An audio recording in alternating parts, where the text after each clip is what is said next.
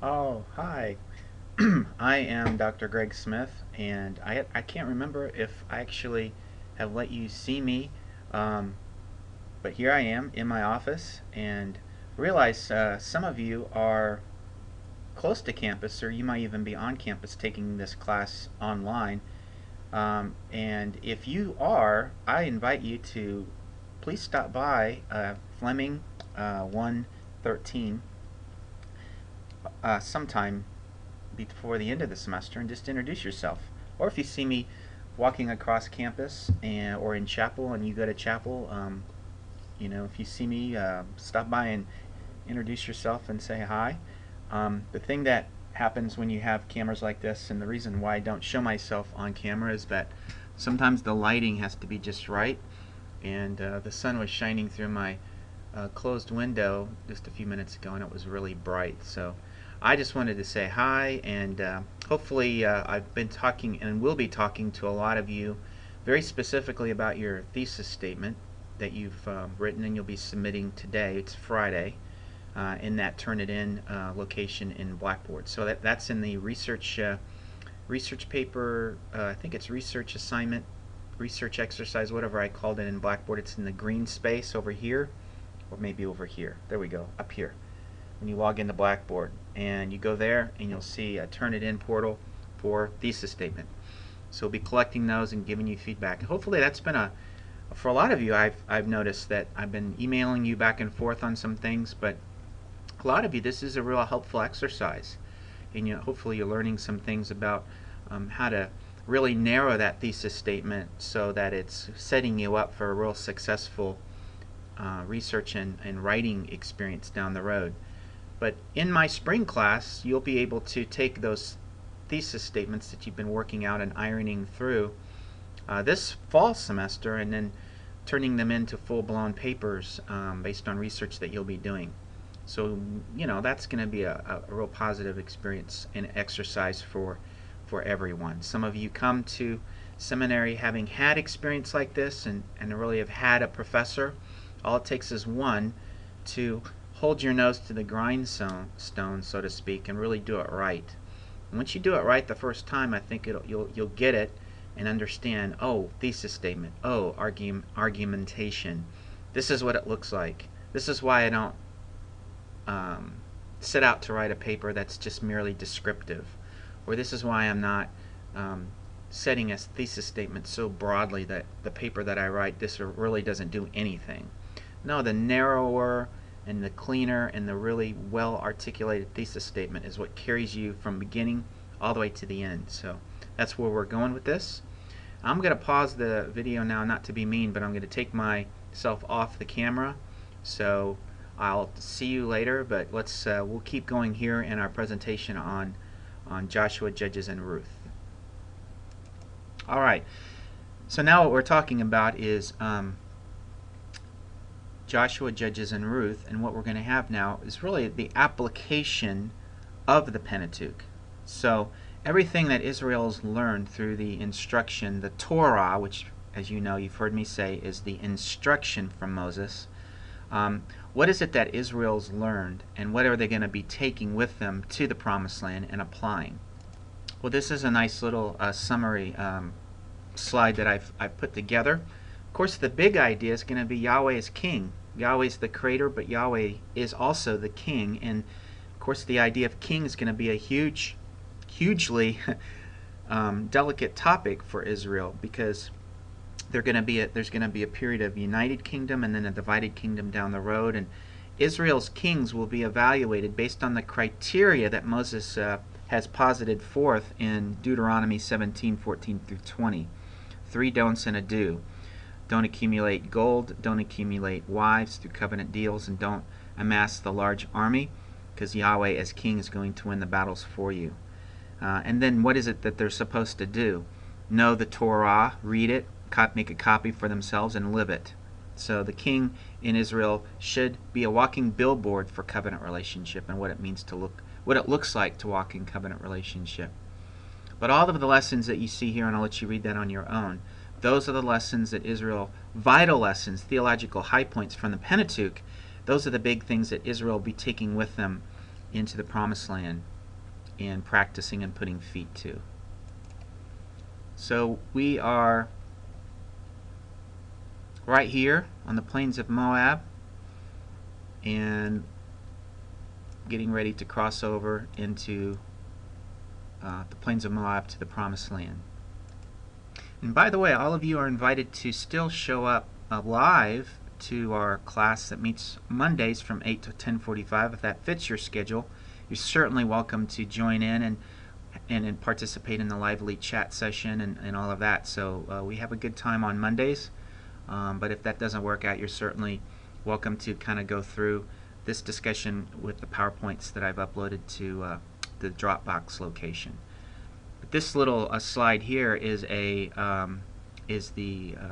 locker room talk from the movie Hoosiers. Gene Hackman is the coach.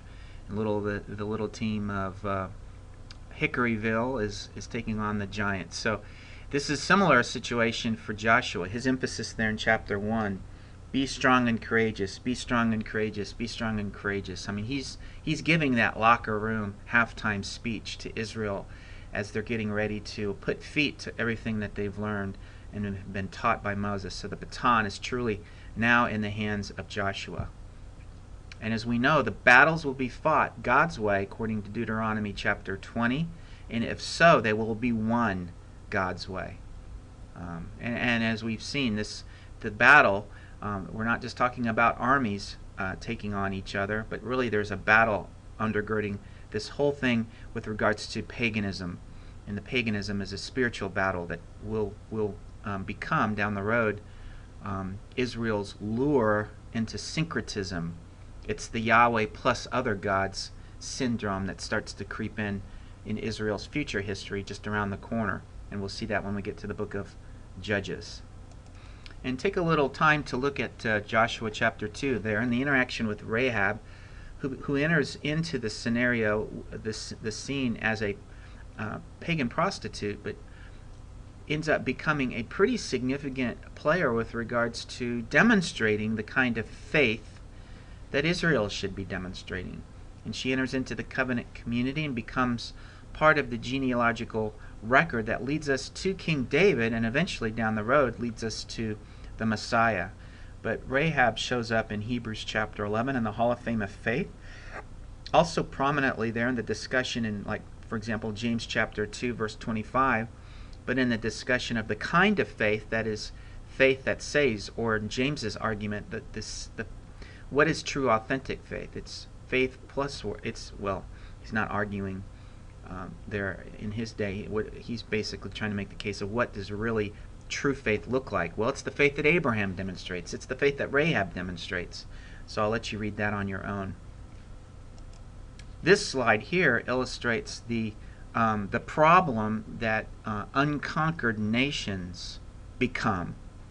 But you see it there in Joshua chapter 13 verse 1, a reference to the unconquered nations. And here in this slide I show you what they look like in the green areas. So you've got the Philistines along the coast. That'll become a continuous thorn in Israel's side, the skirmishes with the Philistines through the book of Judges and into the book of 1 Samuel and King David, who takes on the Philistine giants. So you can see the unconquered nations in the north that will become a continuous pagan influence, literally invading Israel with its pagan influence, and here on the southern border that you can't see.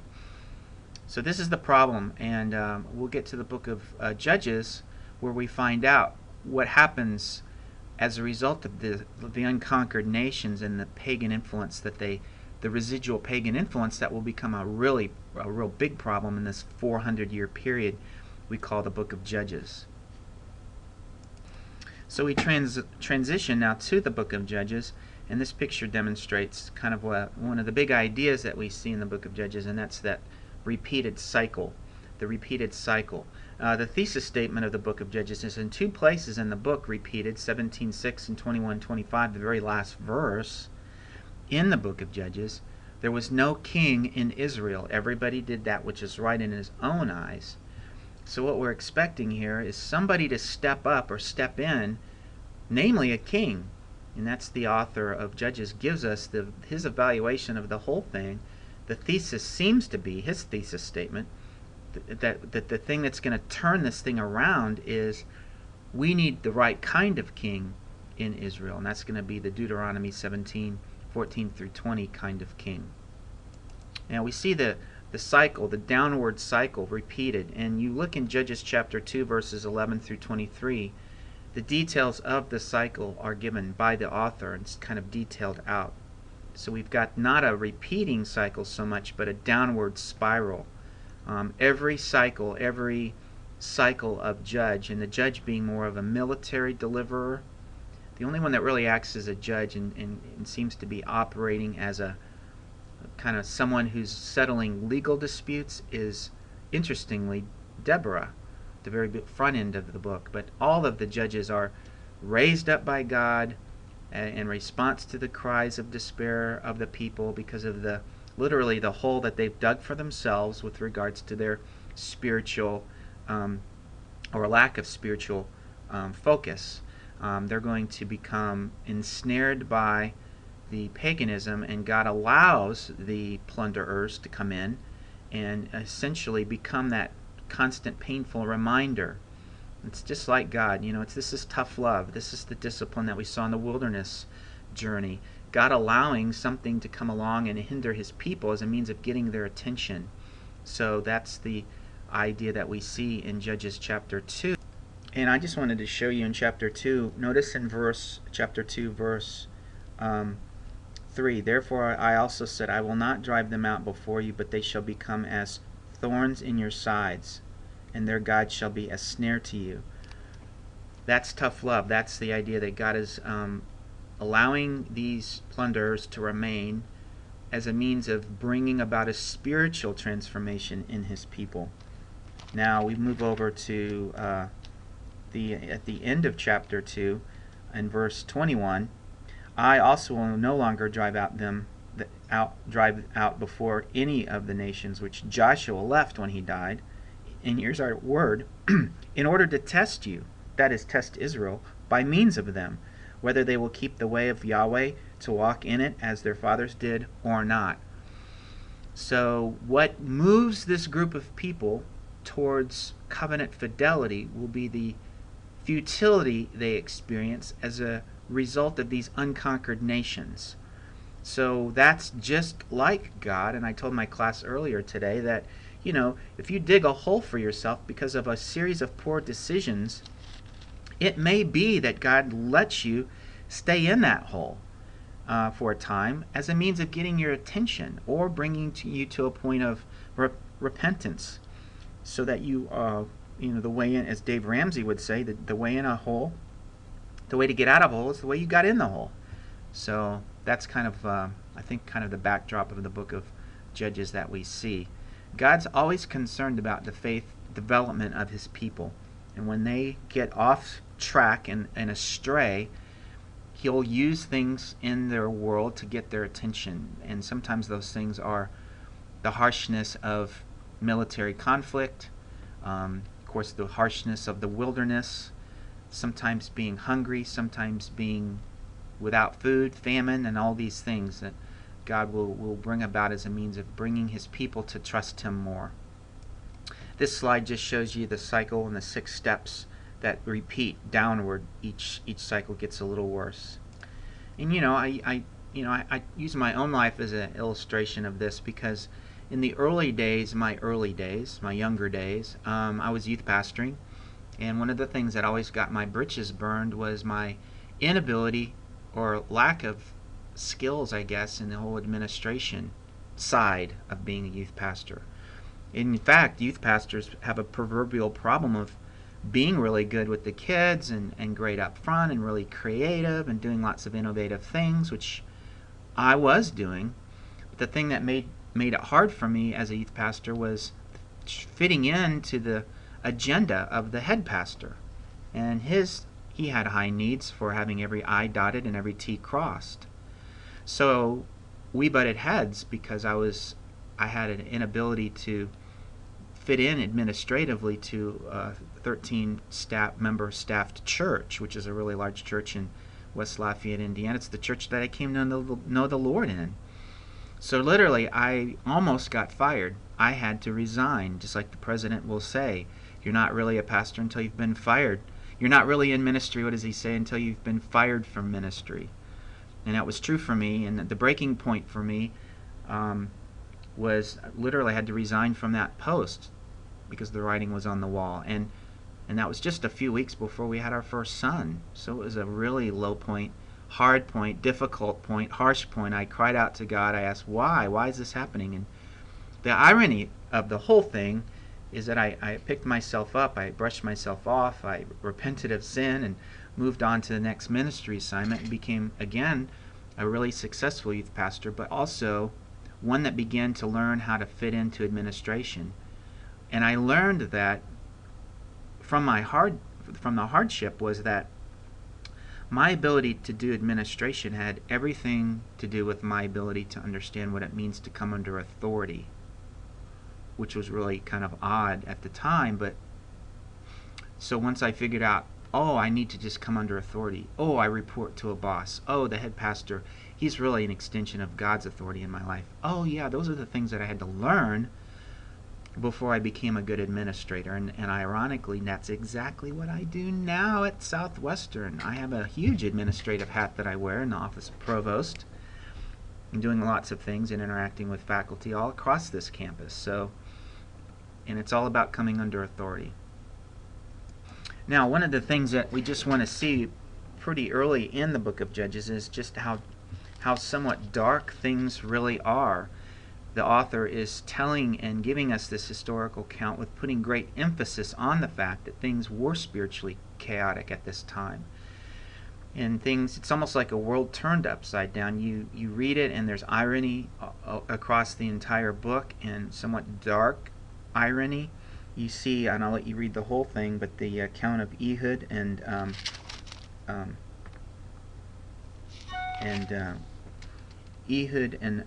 Eglon, the king of Moab. Let me just point out a few of the ironic things. So Ehud is bringing a tribute to the king of Moab. He makes himself a sword and puts it on his right thigh because he's left-handed. Well, when you're left-handed, it's kind of almost an insult. Most soldiers were trained. Also, soldiers were trained to have a strong right arm. That's their sword-yielding arm in hand, but to be left-handed was to be considered weak. Eglon was very fat, and so there's this tribute brought in verse 19 in chapter 3. The king orders everybody out, and Ehud comes in while he was sitting alone in his cool roof chamber. And in those days, if you were, of course, the king of Moab would have, this would have been his royal palace, his home, his royal home, and on the roof you'd have your outhouse, and that's where the air would come and blow out the stink, so to speak. So Ehud presents the tribute. I have a message from God for you. And he arose from his seat, no pun intended there, of course.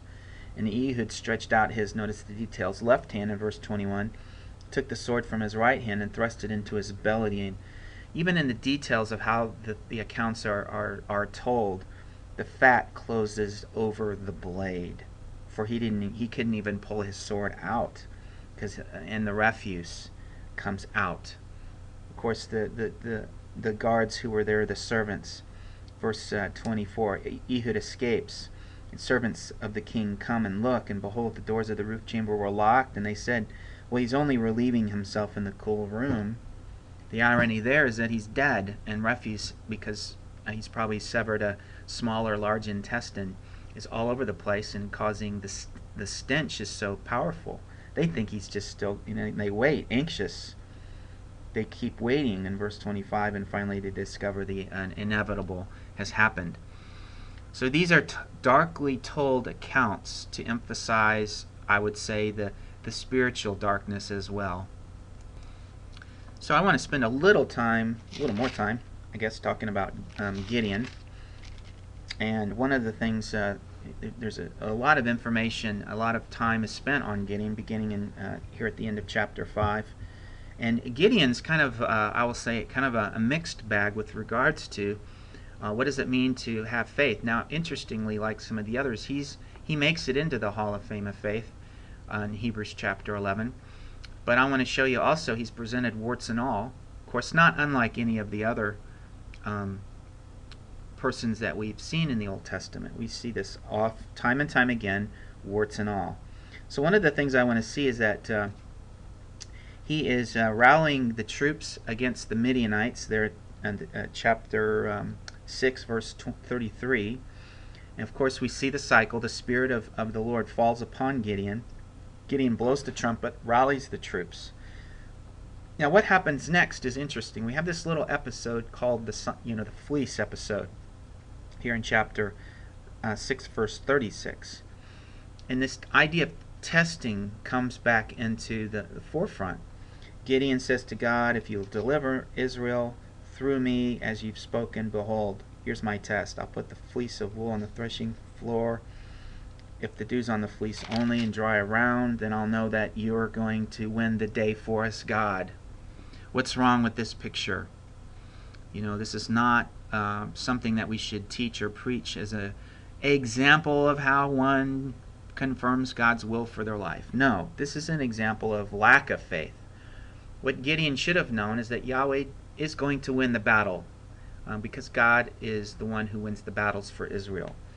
And the funny thing is that he does it again in verse 39, and I think Gideon kind of knows that what he's doing here is not on the straight and narrow. Don't let your anger burn against me, because I've got to speak one more time. Let's do this one more time, God. Please let me make a test one more time with the fleece. It's not the fleece is the test. Gideon is testing God. And whenever you have the reverse happening with regards to testing, it's always the antithesis of faith, or the lack of faith. God's the one who's testing his people, or individuals in this case. He's the one who wants to test Gideon as a means of authenticating, or the idea of refining the faith that's in Gideon, or in this case, not quite there in Gideon. So what happens next in chapter 7? It's interesting. The author uses Gideon's pagan name, Jerubbaal, which is a sign of the syncretism of the day. When Israelites start naming their kids and giving them pagan names, that's the evidence of syncretism. But he reminds us, I'm talking about Gideon in verse 1. So they rise early. Of course, now, notice who's testing who. Gideon starts his army with, according to verse 3, 22,000 get whittled down to 10,000. And if that's not enough, the Lord continues to bring about this change. So in verse 6 we read that he's down to 300. So now who's testing who? Gideon was testing the Lord, but now the Lord is testing Gideon. Now he's going to have to win the battle with just 300 troops. But as we know, God's putting an emphatic exclamation on the fact that, Gideon, I'm going to make it as clear as mud. That's not the way I should say it. Clear as day to you that who's going to win the battle today? It's going to be me, not your army. Doesn't matter how many troops are on the battlefield. Of course, they rout the Midianites. And so the point is emphatically driven home for Gideon. But now we have another account where Gideon is acting, I would say, a little bit out of line. And it just goes to show, again, the kind of the spiritual chaosness of the day. So I spent a little time here in chapter 8, beginning in verse 22. Now the people, and this is important because it lines up with the whole mini theme that we're seeing. So from Deuteronomy 17, verse 14 through 20, we have Moses prescribing the kind of king that Israel should have, and of course the Lord himself is going to choose Israel's king. But notice what happens in verse 22. So after the dust settles, the men of Israel say to Gideon, okay, you rule over us, both you, and not only you, your sons, and your sons' sons. In other words, from you, Gideon, we'd like to set up a dynasty. But notice in verse 23, Gideon says, no, not me. I'm not going to rule over you, nor shall my sons rule over you. Yahweh shall rule over you, which we would stand up and cheer at that moment. In fact, that's the right answer. It's always going to be Yahweh who's the king over his people. But now, notice what happens next, which really demonstrates the chaosness of the day. Gideon says, look, I request this. Give me all your gold. And they said, okay, we'll do it. Verse 25. So they spread out garments and collect this gold. And there's a lot of gold. And verse 26. And what do we know about any Israelite king in Israel? According to Deuteronomy 17, they're not supposed to be amassing gold. But that's not the end for Gideon. Verse 27, he makes it into a little miniature figurine to be worshipped. An ephod is a priestly garment, but it's also, in this context, something like a little dressed up figurine. And Israel plays the harlot with it there, according to verse 27, and it becomes a snare. So now he's being the antithetical Deuteronomy 17 king. He's not representing covenant life and vitality before the people. He's leading them astray. But he's not done. Verse 28. Well, let's skip down to verse verse 29. Jerubbaal, all the son of Joash, went and lived in his own house. And notice in verse 30, Gideon had 70 sons who were in his direct descendants, for he had many wives. Not only is he collecting gold, he's collecting wives and women, which is the antithesis of Deuteronomy 17. His concubine, who was in Shechem, also bore him a son, and he named his son Avimelech. You Hebrew speakers out there know what this name means. It means, my dad is king. So did he really turn down the request to be king? So this is kind of a, somewhat, there's irony here, and it's, it depicts Gideon being out of line with what he should be doing if he's being a true leader in Israel. I just wanted to point those things out. And here we have Mr. Collins from the old school version, Pride and Prejudice. So maybe you remember him. I use him to depict what's going on in chapter 17. Let's just look at some of the details here of this account. Now this is a really a good illustration of what I've been calling syncretism.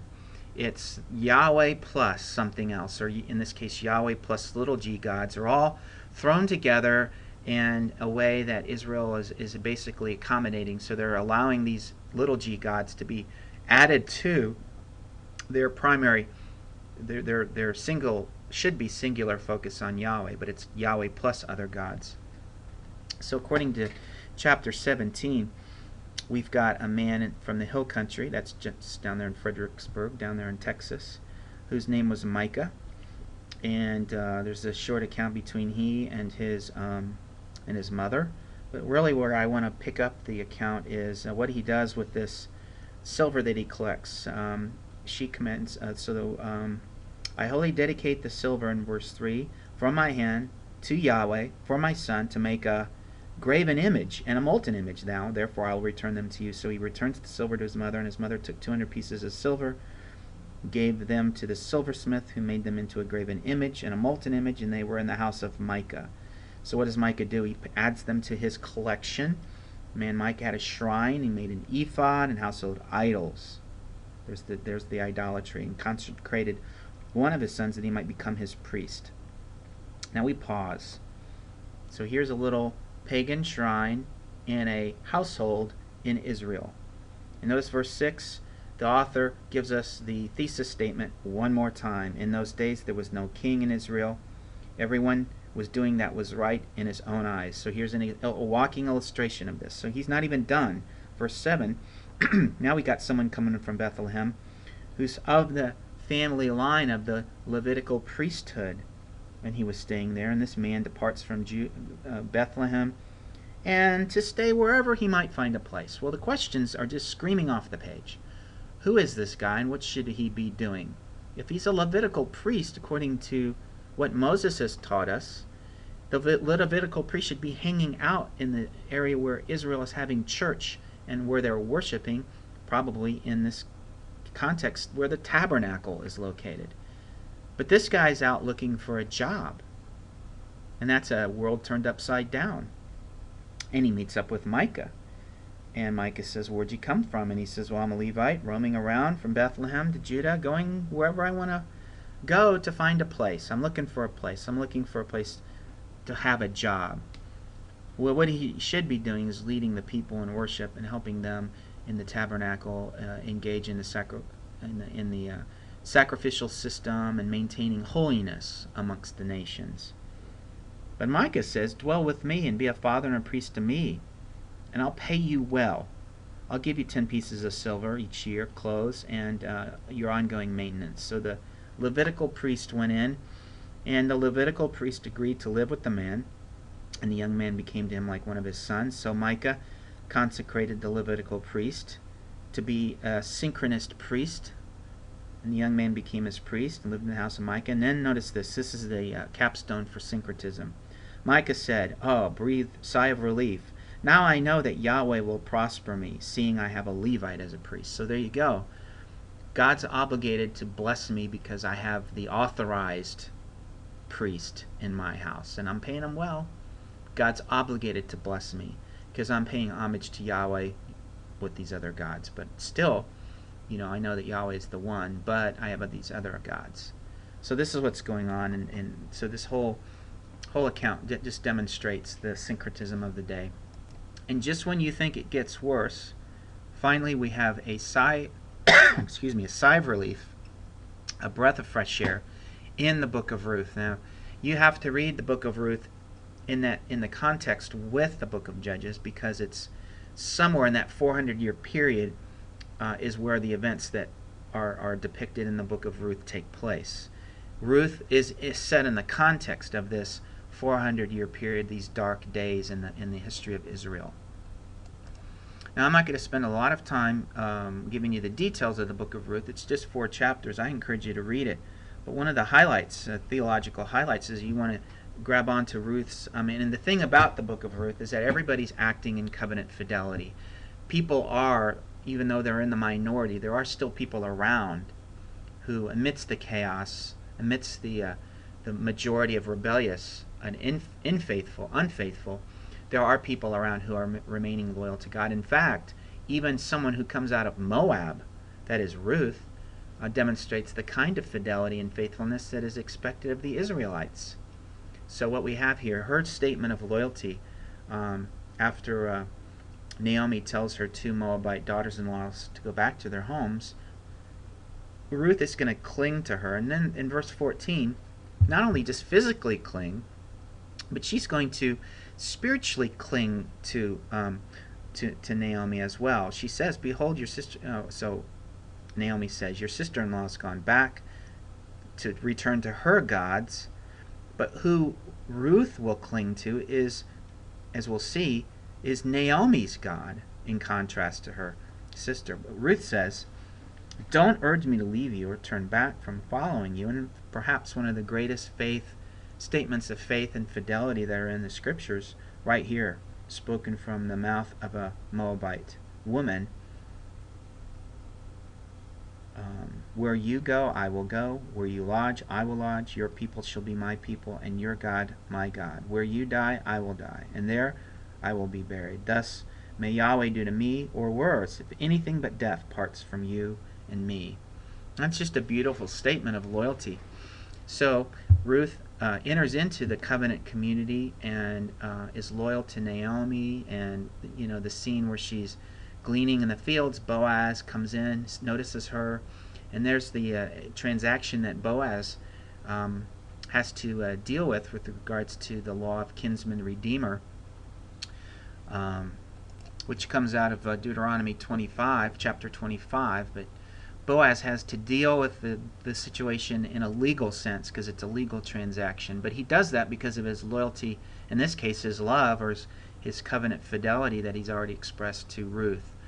And interestingly, like what we saw with Rahab, we see now that Ruth also, because of her faithfulness as a non-Israelite, enters into the covenant community, and she becomes part of that genealogy that gets us to King David and ultimately to Christ and the Messiah.